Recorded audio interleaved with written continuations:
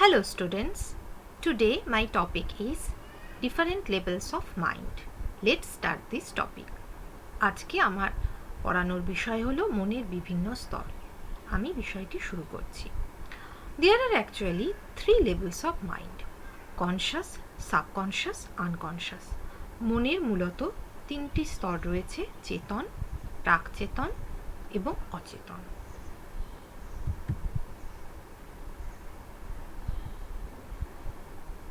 Now, this is a picture of Glacier, and what this picture reveals? This reveals the 3 levels of mind.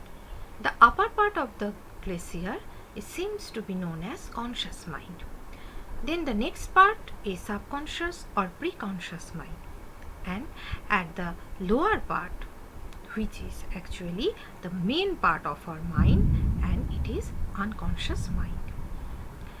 তাহলে এই যে হিমবাহের ছবিটি আমরা দেখতে পাচ্ছি, এই হিমবাহের ছবিটির মধ্যে দিয়ে মূলত মনের 3টি স্তর ফুটে উঠছে।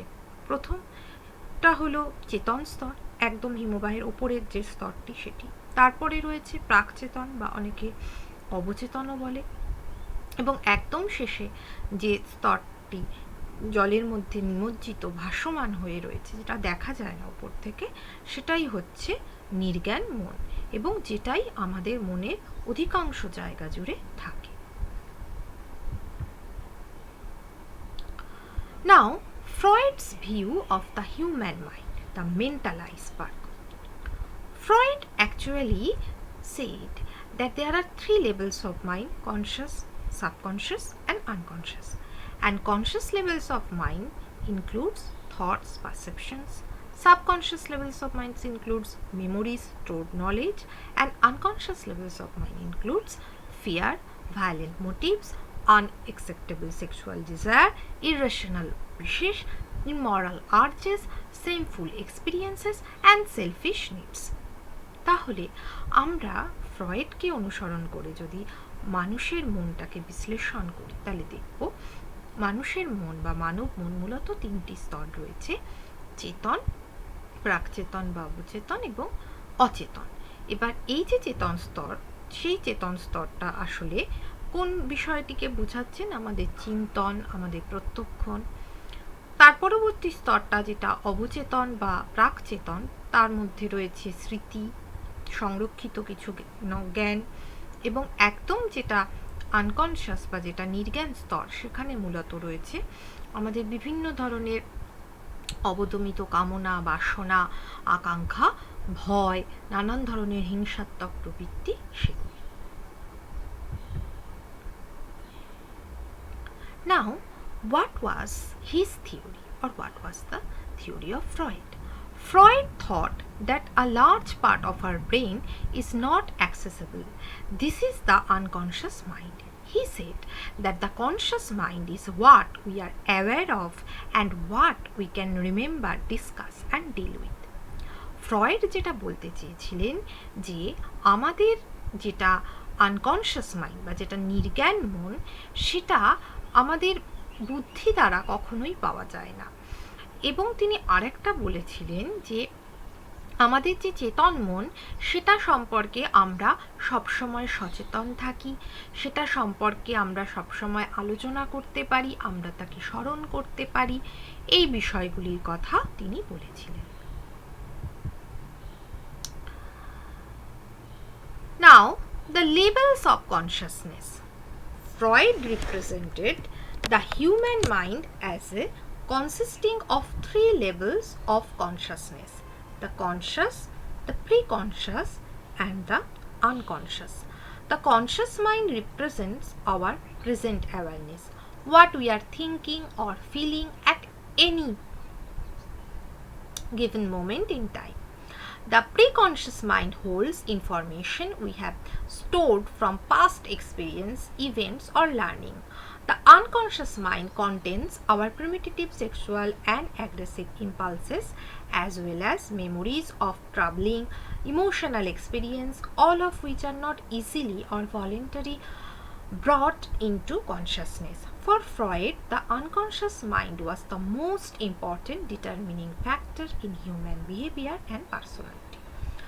ফ্রয়েডের যে লেভেলস অফ মাইন্ডের ক্ষেত্রে আমরা আবার পুনরাবৃত্তি করছি সেই কথাগুলিরই, যে উনি বারবার বলছেন যেগুলো নিয়ে আমরা চিন্তা করতে পারি, যেগুলো নিয়ে আমরা ভাবতে পারি সেটাই চেতন মন, যেগুলোকে আমরা পরবর্তীকালে বিভিন্ন রকমভাবে অতীতের অভিজ্ঞতার কোনো বিষয়কে যদি আমি মনে করি সেটাই হচ্ছে আমার subconscious mind. And unconscious mind হচ্ছে যেগুলো সহজে মনে আসছে না এবং যেগুলো আমার অবদমিত কামনা বাসনা, সেগুলোই হচ্ছে আনকনশিয়াস মাইন্ড। এবং এটাই তিনি বলতে চেয়েছেন। Now coming the next slide, that what is the subconscious mind? Actually here I told all of the students one example, that remember when you were learning to drive, you had a very hard time at first, but with practice you become very good at it and soon you began to drive fast. The conscious mind taught you how, and when you learned how, it then became automatic. At that point, the subconscious took over and you no longer had to think about how to drive. Now, what happens is that when you want to drive, your conscious mind asks your subconscious mind how, and the mind plugs in the drive tape and you drive without having to use your conscious mind. যেটা এখানে বোঝানো হচ্ছে যে যখন আমরা গাড়ি চালাতে শিখছি বা গাড়ি চালানো, তখন গাড়ি চালানোটা আমার সহজে কিন্তু খুব একটা সহজ কাজ নয়, আমি অনেক অভ্যাস করে গাড়ি চালানোটা শিখতে হয়। কিন্তু যখনই আমি সেই গাড়ি চালানোটা শিখছি, মানে গাড়িটা যখন আমার চালাতে অভ্যাস হয়ে যাচ্ছে, যখন আমি স্টার্টিংয়ে বসছি, তো তখন আমার যে কনশিয়াস মাইন্ড সে কিন্তু সাবকনশিয়াস মাইন্ডের কাছে সে জানতে চাইছে যে গাড়িটাকে কি করে চালাতে হয়। তখন সাবকনশিয়াস মাইন্ড সেই বিষয়টা, সে যেহেতু তার জ্ঞানটা অর্জন করা থাকে, সেটা সে জানে এবং সেই খবরটাই কিন্তু সে কনশিয়াস মাইন্ডকে দিয়ে দিচ্ছে।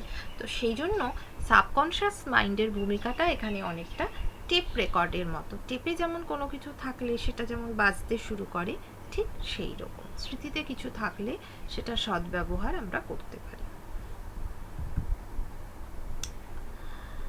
Now coming the unconscious mind. According to Freud in 1915, the unconscious mind is the primary source of human behavior. Like an iceberg, the most important part of the mind is the part you cannot see.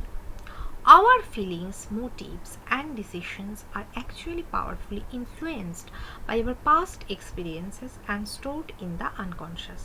The unconscious contains all sorts of significant and disturbing material which we need to keep out of awareness because they are too threatening to acknowledge fully.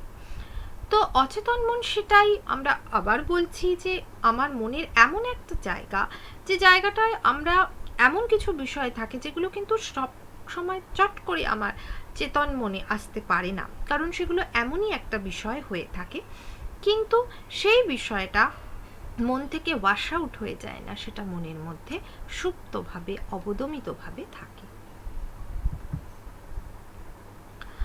Now, Freud said that there are actually the three parts of the human mind: id, ego, and superego. And he believed that the id is fully unconscious, the ego and superego are partially conscious.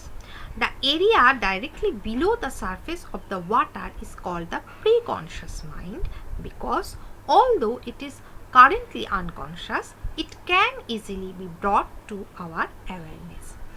Freud আরও বলছেন যে Eid, ego এবং সুপারিগো তিনটি স্তরের কথা, এবং তিনি বিশ্বাস করছেন যে ইদ হচ্ছে পুরোপুরিভাবে অচেতন, ইগো এবং সুপারিগো কিছুটা হলে আংশিকভাবে সেটা চেতন।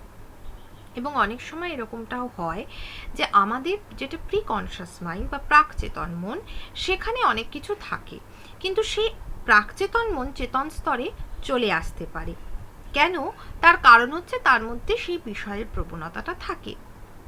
তাই বলা হয় যে প্রাকচেতনটা, যেটা আসলে হয়তো সেই মুহূর্তে আমার কাছে মনে হচ্ছে অচেতন, কিন্তু সেটার মধ্যে চেতন হওয়ার প্রবণতাটা থাকছে। Now, the differences between conscious mind and unconscious mind. Conscious mind includes everything that we are aware of, and this is the aspect of our mental processing that we can think and talk about rationally. A part of this includes memory, which is not always part of consciousness but can be retrieved easily at any time and brought into our awareness. Freud called this ordinary memory the conscious mind, and unconscious mind is the feelings, thoughts, arts, memories that outsides of our conscious awareness. Most of the contents of the unconscious are unacceptable or unpleasant, such as feelings of pain, anxiety or conflict. তো খুব স্বাভাবিকভাবেই জানা যাচ্ছে যে চেতন মন সবসময় চেতন থাকছে, সেটা সবসময় আমাদের সেটা নিয়ে আমাদের বুদ্ধি, আমাদের বিবেচনা, সেগুলো চিন্তা করতে পারি, ভাবতে পারি, এবং সেটা সম্পর্কে আমার মনে সবসময় কিছু না কিছু থেকেই যায়। কিন্তু যেটা আনকনশিয়াস মাইন্ড, সেখানেই কিন্তু আসলে আমার সমস্ত অবদমিত বাসনা, কামনা থাকছে, এবং যেগুলো কিন্তু খুব চট করে আমার মনের মধ্যে আসে না, সেগুলো আমার মনের মধ্যে সুপ্ত হয়ে গুপ্তভাবে বসে থাকে। Now, the proof of this unconscious mind is actually dream. Dream is the royal road to the unconscious. অচেতন মনের সব থেকে ভালো উদাহরণ যদি আমরা নিতে চাই তাহলে সেটা হবে স্বপ্ন, কারণ স্বপ্নের মধ্যে দিয়েই আমরা আমাদের সমস্ত অবদমিত কামনা বাসনার পরিপূরণ ঘটাই। সুতরাং these are all the discussions on different levels of mind, and I hope that you all are understand this. So thank you, and that's all. আমি আশা রাখছি যে তোমরা সবাই আমার এই বিষয়টি বুঝতে পেরেছ, মনের বিভিন্ন স্তর সম্পর্কে এই আলোচনাটাও বুঝতে পেরেছ, এবং আমি আশা রাখছি যে তোমরা নিজেরাও এই বিষয়টি যখন আরও গভীরভাবে পড়বে তখন আরও ভালোভাবে বিষয়টি তোমাদের কাছে উপযোগ্য হয়ে উঠবে। ধন্যবাদ সবাইকে।